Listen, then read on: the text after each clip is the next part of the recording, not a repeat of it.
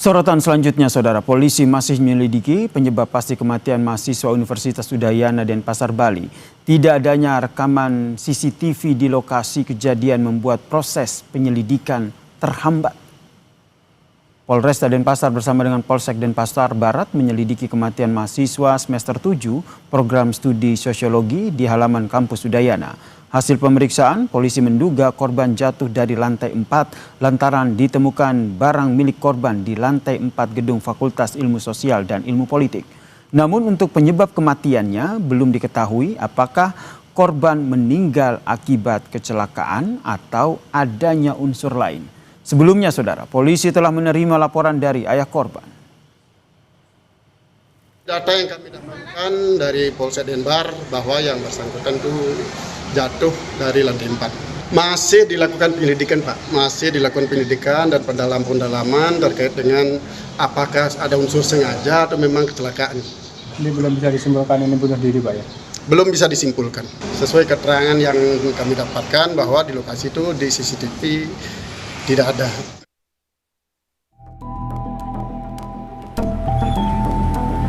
Kematian mahasiswa Universitas Udayana usai jatuh di kawasan kampus dipertanyakan keluarga korban. Untuk mengungkap fakta, keluarga korban melaporkan kasus ini ke polisi. Ayah korban mengaku tidak puas dengan keterangan pihak kampus yang dinilai belum bisa memberikan keterangan yang jelas. Cari kebenaran kronologis dari kematiannya ini. Karena yang selama ini kita terima itu beritanya masih simpang siur kronologis kematiannya.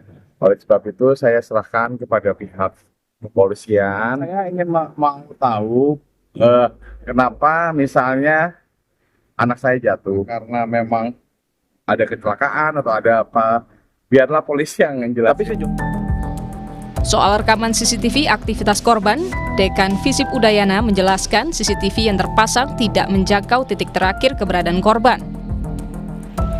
Dilakukan karena kebetulan dia adalah beberapa fungsionaris organisasi kemahasiswaan di tingkat fakultas, itu mereka diberhentikan dari tingkat fakultas. Untuk kelanjutannya itu nanti kita akan tentu harus ada sidang etik atau sidang tentang kekerasan yang nanti akan memberikan sanksi terhadap mahasiswa-mahasiswa yang melakukan hal seperti itu. Sementara untuk dugaan perundungan, Wakil Rektor Universitas Udayana menjelaskan 4 pengurus Himpunan Mahasiswa Ilmu Politik atau Himapol yang menjadikan peristiwa meninggalnya korban sebagai candaan di media sosial diberhentikan. Sidang etik juga menanti para pelaku perundungan. Nah, ini memang masalah klasik dari awal, sudah fasilitas CCTV, memang ada CCTV tapi tidak bisa menyentuh seluruh bagian yang ada di Visip Udayana ini. Gitu. Misalnya masing-masing lobi itu ada, atau masing-masing lantai itu ada, itu yang belum ada. Sebelumnya, korban meninggal usai jatuh dari gedung Fakultas Ilmu Sosial dan Ilmu Politik Rabu lalu. Kasus kematian korban masih diselidiki Polresta Denpasar. Tim Liputan, Kompas TV. Membahas soal dugaan perundungan di kasus kematian mahasiswa Universitas Udayana, kita telah bergabung bersama kami dengan kriminolog anak dan perempuan Mbak Hanifah Hasna di Kompas Petang. Selamat petang, Mbak Hanifah. Selamat petang, Mas Yasir. Baik, Mbak Hanifah, ini penyebab kematian tentu masih diselidiki oleh polisi. Namun dari hemat Anda sebagai seorang kriminolog anak dan perempuan, begitu, apa yang Anda potret dari kasus ini? Ya baik. Kalau melihat ini hanya kasus yang menjadi kejahatan perilaku pribadi, tetapi ini merupakan perilaku sistemis ya. Karena bagaimanapun juga ketika ada sebuah perilaku depan dalam suatu lingkungan di mana kami karena berarti feedback itu suaranya. Baik, kami akan mencoba memperbaiki hubungan Zoom bersama dengan kriminolog anak dan perempuan dari Universitas Indonesia, Mbak Hanifah Hasna, untuk membahas bagaimana dugaan perundungan di kasus kematian mahasiswa Universitas Udayana ini, Saudara.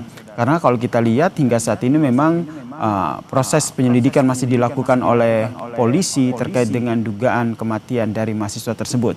Sebelumnya, Wakil Rektor Bidang Kemahasiswaan Universitas Udayana juga mengatakan bahwa korban meninggal usai jatuh dari gedung Fakultas Ilmu Sosial dan Ilmu Politik pada Rabu lalu, di mana kasus kematian korban ini masih diselidiki Polresta Denpasar, saudara.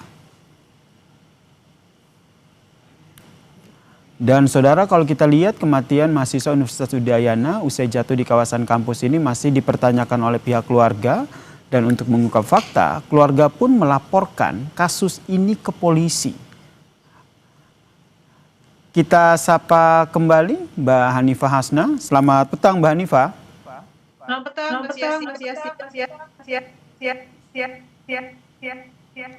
Baik, masih ada sedikit gangguan. Kami perbaiki lagi sambungan Zoom kami dengan Mbak Hanifah Hasna membahas bagaimana dugaan perundungan di kasus kematian mahasiswa Universitas Udayana, saudara. Dan seperti yang tadi disampaikan sebelumnya, saudara, bahwa ternyata pihak keluarga mempertanyakan kasus kematian dari mahasiswa Universitas Udayana ini, saudara, usai jatuh di kawasan kampus. Untuk mengungkap fakta tersebut, keluarga korban pun akhirnya melaporkan kasus ini ke polisi. Dan memang hingga saat ini polisi masih terus melakukan penyelidikan. Salah satu hal yang tengah diselidiki polisi adalah mencari rekaman CCTV yang berada di area kampus. Namun informasi terbaru yang kami dapatkan di area lokasi ataupun gedung yang menjadi lokasi jatuhnya korban ini tidak ditemukan CCTV, sehingga ini bisa dikatakan menghambat proses penyelidikan yang dilakukan oleh para pihak kepolisian, saudara. Ayah korban sendiri memang mengaku tidak puas dengan apa yang disampaikan ataupun keterangan sebelumnya yang disampaikan oleh pihak kampus yang ia nilai belum bisa memberikan keterangan yang jelas, saudara. Sementara itu, soal rekaman CCTV aktivitas korban, Dekan Visip Udayana menjelaskan bahwa CCTV yang terpasang ini ternyata tidak menjangkau titik terakhir keberadaan korban. Kita sapa kembali kriminolog dari Universitas Indonesia, Mbak Hanifah Hasna. Selamat petang, Mbak Hanifah. Selamat petang, Mas Yasir. Mbak, sudah cukup terdengar jelas, Mbak Hanifah. Jadi menurut Anda, penyebab kematiannya memang masih diselidiki oleh polisi. Namun menurut Anda, apakah tekanan psikologis korban ini bisa diungkap jika memang betul korban mengalami tekanan karena perundungan? Ya, baik. Sebetulnya memang hal-hal yang perlu diungkap selain dengan saksi dan bukti adalah bagaimana kondisi korban sebelum kejadian. Kita bisa melihat secara sosial dan secara digital. Karena bagaimanapun juga sebelum kejadian pasti korban berinteraksi dengan teman-temannya. Apakah pernah terjadi korban menyampaikan bahwa dia dalam kondisi tertekan, malu, dipermalukan, atau hal-hal negatif yang lain? Hal ini yang membuat pihak kepolisian menjadi mudah menentukan apakah ada kondisi-kondisi psikologis yang membuat kondisi korban ini menjadi semakin berat. Yang kedua, bagaimana secara digital. Pasti ada kondisi-kondisi atau percakapan dengan teman-temannya atau rekannya atau keluarganya yang menunjukkan ketertekanan dalam hal itu, gitu ya. Kita bisa melihat, mungkin bisa dilihat apa sebetulnya disampaikan dengan teman-temannya, atau mungkin dia pernah posting sesuatu di media sosialnya yang menunjukkan bahwa dia dalam kondisi yang tertekan. Jadi dua hal itu, Mas Yasir, yang bisa diungkapkan atau membantu dalam pengungkapan ini kepada kepolisian. Termasuk memeriksa dari digital. Demikian, Mas Yasir. Baik, Mbak Hanifah, termasuk memeriksa rekan-rekan ataupun teman-teman dari korban yang diduga melakukan perundungan. Karena kalau kita lihat di media sosial juga tersebar begitu kan, chattingan dari mereka yang diduga melakukan perundungan terhadap korban, kemudian siapa saja mereka ini. Baik, Mas Yasir.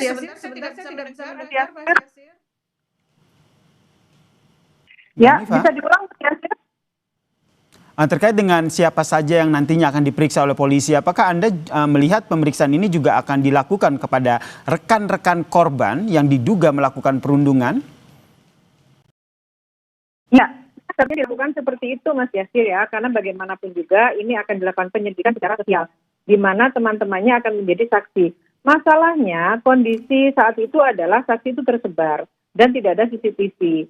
Tetapi dalam hal ini yang menjadi kesulitan adalah banyak sekali orang-orang di sekitar korban itu yang memilih menjadi bystander.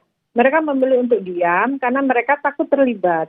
Atau memang ini sudah dilakukan dari sejak sebelumnya. Karena dalam kasus-kasus perundungan, bystander itu sangat-sangat banyak dan mereka memilih hal itu. Kemudian mereka memilih tidak terlibat karena mereka juga ketakutan karena ketika mereka ikut campur, mereka khawatir akan menjadi korban selanjutnya. Dalam hal ini berarti yang harus dilibatkan adalah secara sosial. Kemudian yang hal lain adalah bagaimana kondisi-kondisi di kampus tersebut. Apakah di lingkungan tersebut memang sudah sering terjadi kekerasan dan ada pembiaran. Misalnya ada senioritas atau memang dalam berkomunikasi mereka sering melakukan olok-olokan yang dianggap sesuatu yang biasa. Dan justru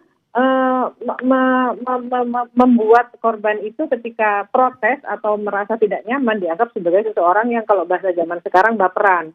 Nah kondisi-kondisi inilah yang membuat bullying ini semakin merajalela karena semua orang menormalisasi dan menganggap ini sebuah candaan yang biasa. Begitu Mas Yasir. Baik, kita nantikan ya seperti apa pengusutan yang dilakukan oleh polisi terkait dengan menguak penyebab kematian mahasiswa Universitas Udayana ini. Terima kasih Mbak Hanifa Hasna telah berbagi perspektifnya di Kompas Petang. Salam sehat Mbak Hanifa. Terima kasih Mas Yasir, selamat sore.